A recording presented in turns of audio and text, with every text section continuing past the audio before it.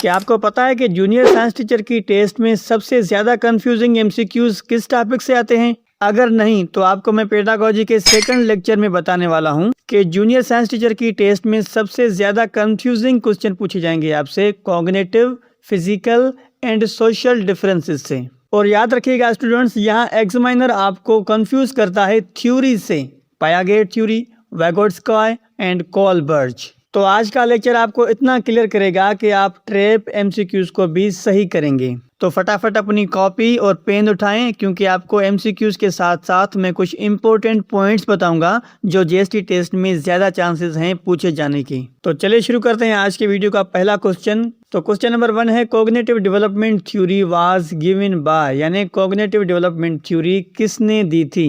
तो यहाँ पे मैं आपको एक एडिशन चीज बता रहा हूँ कि कॉग्निटिव का मतलब होता है थिंकिंग, मेमोरी या इंटेलिजेंस। और इस थ्योरी पे सबसे ज्यादा फोकस किया गया है बच्चों का दिमाग कैसे डेवलप होता है। और स्टूडेंट याद रखिएगा कि कॉग्निटिव थ्योरी में 4 आपको इम्पोर्टेंट स्टेजेस दी गई हैं। पहली सेंसरी मोटर, ये स्टेज बच्चों को 0 से 2 साल के दरमियान होती है, जहां बच्चे सेंस मोटर सेल से ज्यादा सीखते हैं, यानी अपने सेंस ऑर्गन से ज्यादा सीखते हैं। मैं आपको जस्ट इम्पोर्टेंट चीजें बता रहा हूँ जो आपको टेस्ट में ज्यादा पूछे जाने के चांसेस होंगे। दूसरी स्टेज होती है प्रे ऑपरेशनल, ये स्टेज 2 से 7 साल के दरमियान होती है। और तीसरी स्टेज होती है कॉन्क्रिएट, जो 7 से 11 साल के बच्चों में होती है। और ये मोस्ट इम्पोर्टेंट एमसीक्यूज है, कॉन्क्रिएट स्टेज यानी 7 से 11 साल के दरमियान होती है। और फोर्थ एंड लास्ट है फॉर्मल स्टेज, ये लास्ट स्टेज होती है जब बच्चा 11 साल से बड़ा होता है तो उसमें पाई जाती है। तो आज का वीडियो लंबा होने वाला है, लेकिन मैं यकीन से कह रहा हूँ कि आपको ये वीडियो कंप्लीट देखने के बाद दूसरा वीडियो देखने की कोई जरूरत नहीं पड़ेगी। तो ये 4 स्टेजेस दी गई है कॉग्निटिव थ्योरी में, sensory motor, pre operational, concrete and formal. आपने अपनी कॉपी पे जरूर लिखनी है। अब आते हैं वापस अपने क्वेश्चन पे कि कॉग्निटिव डेवलपमेंट थ्योरी किसने दी थी? तो ये थ्योरी पायाजेट ने दी थी, यानी option number B is correct. Question number 2 है, social development theory was given by, यानी समाजी तरक्की का नजरिया किसने दिया? Option number A Piaget, option number B Vygotsky, option number C है स्किनर। तो सबसे पहले आपको पता होना चाहिए कि सोशल डेवलपमेंट थ्योरी जो है वो रिलेटेड है इंटरेक्शन, सोसाइटी और कल्चर से। Interaction, society and culture. और ये थ्योरी दी थी वाइगोट्स्की ने। और याद रखिएगा, आपसे जीएसटी टेस्ट में पूछा जा सकता है कि सोशल डेवलपमेंट थ्योरी का मेन कॉन्सेप्ट क्या है। तो उसका मेन कॉन्सेप्ट था ZPD, यानी जोन ऑफ प्रोक्सिमल डेवलपमेंट। अब जोन ऑफ प्रोक्सिमल डेवलपमेंट का मतलब है कि वो बच्चे जो किसी और से सीखते हैं, स्पेशली अपने टीचर से या अपने ग्रुप के दोस्तों से सीखते हों, तो उसको हम ZPD यानी जोन ऑफ प्रोक्सिमल डेवलपमेंट कहते हैं। और ये थ्योरी दी थी वाइगोट्स्की ने। तो बिल्कुल डीपली आपको एक एक चीज पता चलेगी, जस्ट आपने वीडियो को कंप्लीट वॉच करना है। तो यहाँ पे ऑप्शन नंबर बी करेक्ट था, वाइगोट्स्की। क्वेश्चन नंबर 3 है, ZPD स्टैंड्स फॉर, यानी ZPD का फुल फॉर्म क्या है? तो ये मैं अभी आपको बता के आया हूँ कि यहाँ पे इसका फुल फॉर्म होगा जोन ऑफ प्रोक्सिमल डेवलपमेंट, यानी ऑप्शन नंबर बी यहाँ पे करेक्ट होगा। और ये कॉन्सेप्ट किसने दिया था? ये कॉन्सेप्ट दिया था वाइगोट्स्की ने। ठीक है। क्वेश्चन नंबर 4 है, thinking and reasoning are part of, यानी सोचना और इस्तदलाल किसका हिस्सा है?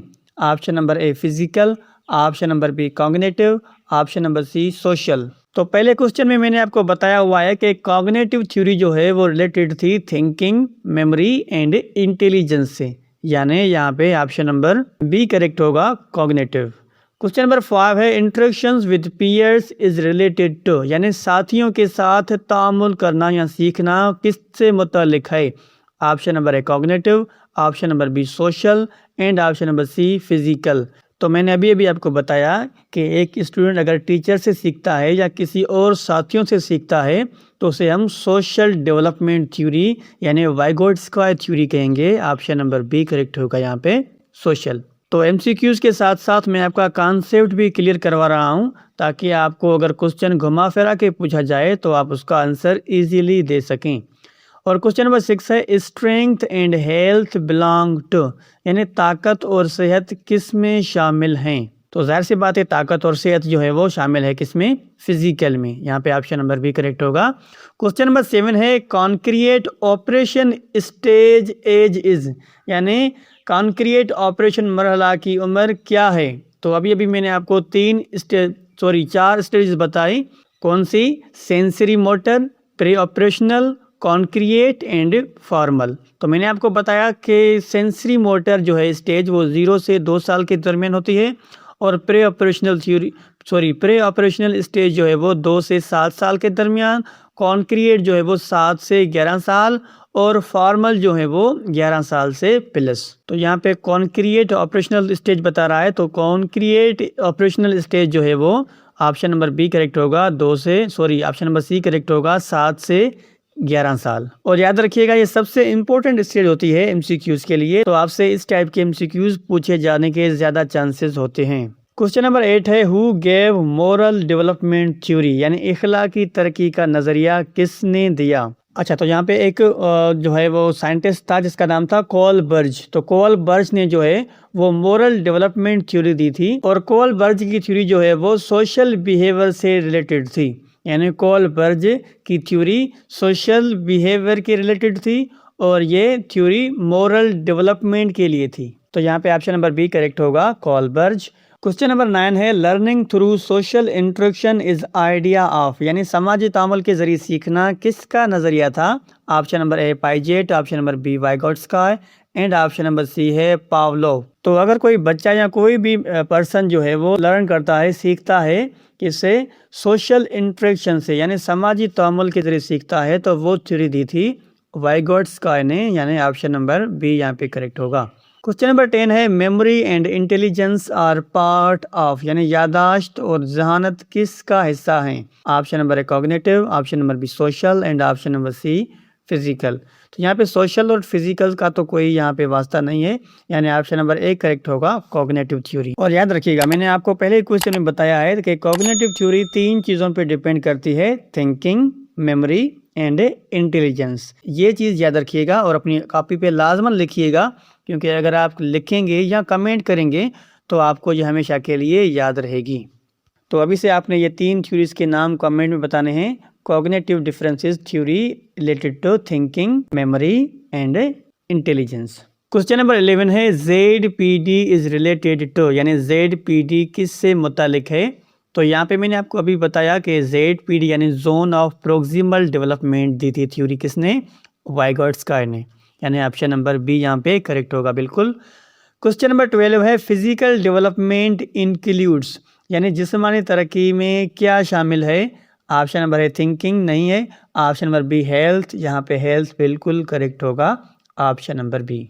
क्वेश्चन नंबर 13 है pre operational stage age is, यानी प्रे ऑपरेशनल मरहला की उम्र क्या है। तो मैंने आपको 4 स्टेजेस बताई हुई हैं, sensory motor, pre operational, concrete and formal. तो यहाँ पे वर्ड प्रे का मतलब होता है के बाद, यानी आने के बाद। प्रे ऑपरेशनल स्टेज यानी जो पहली स्टेज है उसके बाद आने वाली।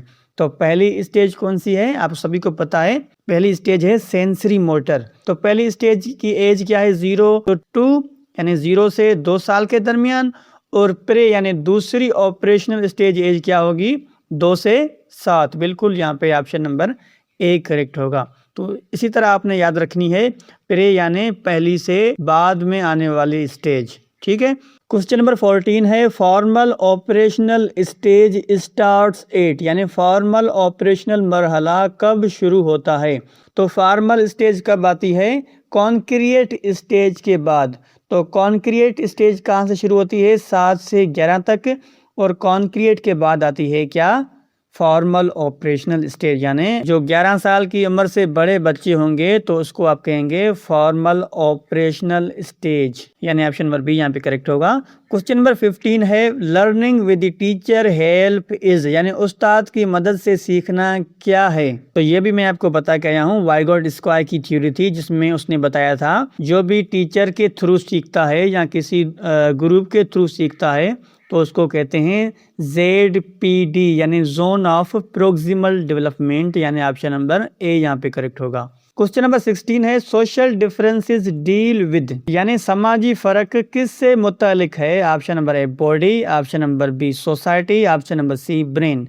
तो जाहिर सी बात है बॉडी और ब्रेन से इसका ताल्लुक ही नहीं है, ऑप्शन नंबर बी करेक्ट होगा सोसाइटी। और ये थ्योरी हमें वाइगोट्स्काई ने दी थी, मैंने अभी अभी आपको बताया है। वाइगोट्स्काई ने जो थ्योरी दी थी वो ZPD plus social development theory थी। क्वेश्चन नंबर 17 है sensory motor stage age is, यानी सेंसरी मोटर मरहला की उम्र क्या है? तो मैंने अभी अभी आपको बताया हुआ है सेंसरी मोटर की उम्र होती है 0 से 2 साल के दरमियान, और प्रे ऑपरेशनल स्टेज जो होती है वो 2 से 7 साल के दरमियान, और कॉन्क्रीट स्टेज जो होती है वो 7 से 11 साल के दरमियान, और फॉर्मल जो है वो 11 साल से ज़्यादा उम्र के बच्चों में। तो यहाँ पे करेक्ट ऑप्शन होगा option number A 0 to 2 years. Question number 18 है कॉग्निटिव मीन्स, यानी कॉग्निटिव का मतलब क्या है? Option number A body, option number B thinking, option number C society. तो ये मैंने आपको पहले क्वेश्चन में बताया हुआ है, आपने इसका आंसर कमेंट करना है। देखते हैं आपने ये लेक्चर अभी तक कितना समझा है। क्वेश्चन नंबर 19 है पीर लर्निंग इज पार्ट ऑफ, यानी पीर का मतलब होता है साथियों के साथ सीखना, यानी ग्रुप डिस्कशन करना या ग्रुप के साथ सीखना। तो यहाँ पे ऑप्शन नंबर ए है social, option number B physical, option number C है कॉग्निटिव। तो यहाँ पे ऑप्शन नंबर ए करेक्ट होगा सोशल, यानी अगर आप किसी ग्रुप के साथ सीखते हैं, किसी फ्रेंड्स के साथ सीखते हैं, तो आप उसे सोशल डेवलपमेंट कहेंगे, यानी सोशल लर्निंग कहेंगे। क्वेश्चन नंबर 20 है मूवमेंट स्किल्स बिलोंग टू, यानी हरकत की महारतें किससे ताल्लुक रखती हैं? Option number A physical, option number B cognitive, option number C social. तो हरकत की महारतें ऑप्शन नंबर ए यहाँ पे करेक्ट होगा, फिजिकल से वास्ता रखती हैं। क्वेश्चन नंबर 21 है who focused on stages of thinking, यानी सोच के मराहल पर किसने तवज्जो दी? तो सोच के मराहल पर तवज्जो देने की थ्योरी जो थी उसका नाम था कॉग्निटिव थ्योरी, और वो किसने दी थी? मैंने आपको पहले क्वेश्चन में बताया था कि कॉग्निटिव थ्योरी जो है वो थिंकिंग, मेमोरी एंड इंटेलिजेंस से रिलेटेड थी, और वो किसने दी थी? पाइजेट ने दी थी, यानी cognitive theory is equal to Piaget, यानी पाइजेट ने ये थ्योरी दी थी। और कॉग्निटिव थ्योरी जो है वो थिंकिंग, मेमोरी और इंटेलिजेंस से वाबस्ता है, यानी उससे रिलेटेड है। क्वेश्चन नंबर 22 है लर्निंग विदाउट हेल्प इज, यानी बगैर मदद के सीखना क्या है? ऑप्शन नंबर ए ZPD, ये तो नहीं है, जोन ऑफ प्रोक्सिमल टिब्यूल उसको कहेंगे जो किसी की मदद से सीखे, यानी पीयर्स और टीचर्स, स्टूडेंट नहीं टीचर्स। ऑप्शन नंबर बी है इंडिपेंडेंट लर्निंग, तो यहाँ पे ऑप्शन नंबर बी करेक्ट होगा इंडिपेंडेंट लर्निंग, यानी बगैर मदद के सीखना, यानी सेल्फ स्टडी करना भी आप इसको कह सकते हैं। क्वेश्चन नंबर 23 है cultural influence on learning is, यानी सकाफत के सीखने पर असर किस में आता है? ऑप्शन नंबर है social, option number B physical, option number C cognitive. तो कॉग्निटिव की थ्योरी जो थी वो थिंकिंग, इंटेलिजेंस और मेमोरी पर थी, तो ये नहीं है। फिजिकल से इसका कोई वास्ता नहीं है, तो यहाँ पे ऑप्शन नंबर ए करेक्ट होगा, सोशल से है। और ये थ्योरी किसने दी थी? आपने कमेंट करके ज़रूर बताना है कि सोशल से रिलेटेड थ्योरी किसकी थी।